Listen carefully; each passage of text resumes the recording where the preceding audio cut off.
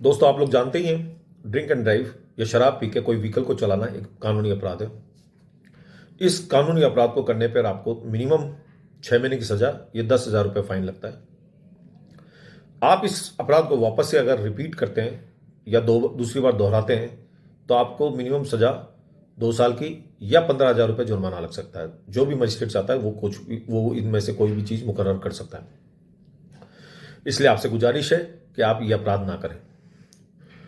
दूसरी बात, आपका ब्रीथ एनालाइजर एक इंस्ट्रूमेंट होता है, वो पुलिस वाला आपके मुंह में डालेगा।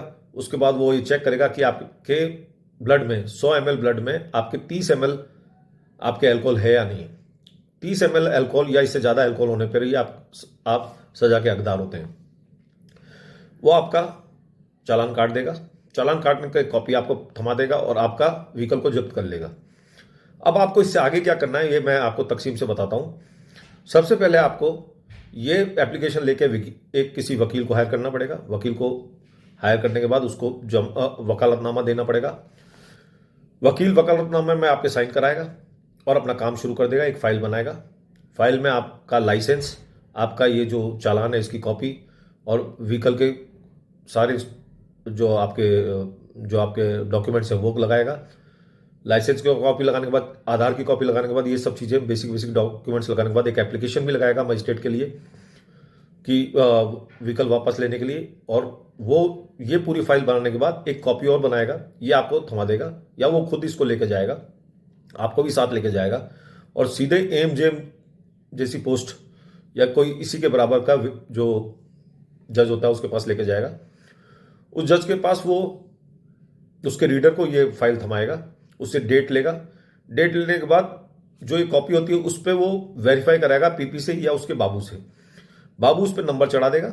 नंबर चढ़ाने के बाद ये जो कॉपी है आप इसको थाने में लेके जाएंगे जहां आपका व्हीकल जब्त हुआ है।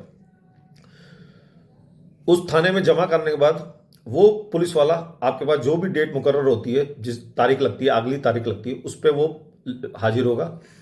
उस दिन आपको सुपुर्दनामा भी लेके जाना पड़ेगा और मजिस्ट्रेट को सारे फाइन वगैरह जमा कराने के बाद, मजिस्ट्रेट जो फाइन ऑर्डर करता है उसको जमा कराने के बाद या जो भी वो जो कहता है मजिस्ट्रेट उसके ऑर्डर्स को कंप्लीट करने के बाद, सुपुर्दनामा जमा कराने के बाद आपको ऑर्डर मिल जाता है कि आप इसको वेरीफाई कराने के बाद, आप सुपुर्दनामा देखने के बाद आप अपना व्हीकल को वापस ले सकते हैं। ये एक बेसिक तरीका है। पहले ये जो फाइन था 2,000 रुपये था, पर ये फाइन 10 गुना, मतलब 2,000 से सीधे 10,000 रुपये कर दिया गया है। और अगर आप डेंजरसली, बहुत खतरनाक तरीके से गाड़ी को चलाते हैं तो आपके ऊपर एक क्रिमिनल केस और हो सकता है जो दफ़ा 184 184 के अंतर्गत हो सकता है।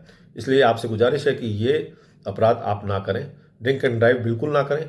ये आपके लिए भी खतरनाक है और आपके परिवार के लिए भी खतरनाक है। धन्यवाद।